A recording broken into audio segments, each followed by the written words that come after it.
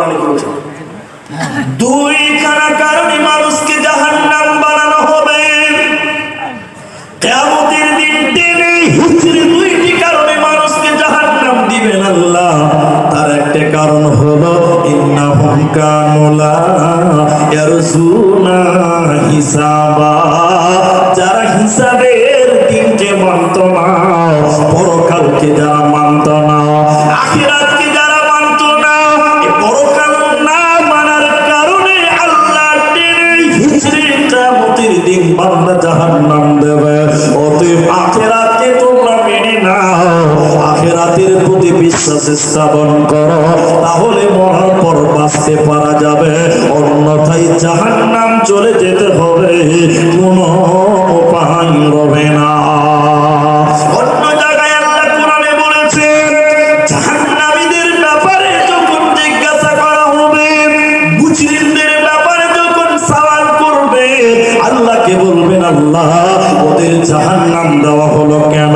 কোরআনে আল্লাহ বলেছেন, জাহান্নামীদেরকে যখন বলা হবে, ও জাহান্নামী রে, তোরা কেন জাহান্নাম গেলি, তোরা বল, এর জাহান্নামীরা কিসের কারণে তোদেরকে জাহান্নাম দেওয়া হলো, তোরা বল। জাহান্নামীরা কেঁদে কেঁদে চারখানা কারণ বলবে, চারটি কারণে মানুষদেরকে জাহান্নাম দেওয়া হয়েছে। জাহান্নামীরা কেঁদে কেঁদে বলবে, ও জান্নাতি ভাইরা শুনে নাও, চারটার ভিতরে চতুর্থ নম্বরটা শুনেলেন, ওয়াকুন্না নুকাদ্দিবু বিয়াউমিদ্দিন, আমরা বিচারের দিনকে অস্বীকার করেছিলাম। ও মুসলমান, কেমন করে তুমি পরকাল ভুলে গেলে বলো? দুনিয়াতে আল্লাহ ভুলে গেলে, পরকাল ভুলে গেলে কেমন করে? তোমার বিবেককে একবার জিজ্ঞাসা করে দেখো। তোমার দাদু পৃথিবীতে এসেছিল, ওই তোমার দাদু সে অস্বীকার করেছিল আল্লাহকে, নামাজ পড়তো না, কিন্তু সেই দাদু আজকে কবরে চলে গেছে মেহমান পরকালের। তোমার বাপ পৃথিবীতে এসেছিল, সেও পরকালের মেহমান, কবরে আজকে চলে গেল। অতএব কালকে তোমাকেও যেতে হবে। দুনিয়া रहने के लिए नहीं है, बल्कि जाने के लिए आना है।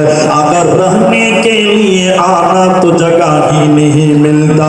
এই পৃথিবীতে কেউ থাকার জন্য আসেনি। স্টেশনে যেমন কেউ বাস করতে যায় না, বাস স্ট্যান্ডে যেমন কেউ বাস করার জন্য যায় না। স্টেশনে এসেছি মানে কোনো জায়গায় যাব।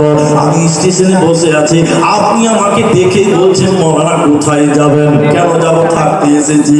তাহলে মানুষ হাসতে লেগে যাবে, কারণ স্টেশনটা থাকার জায়গা নয়, বাস স্ট্যান্ড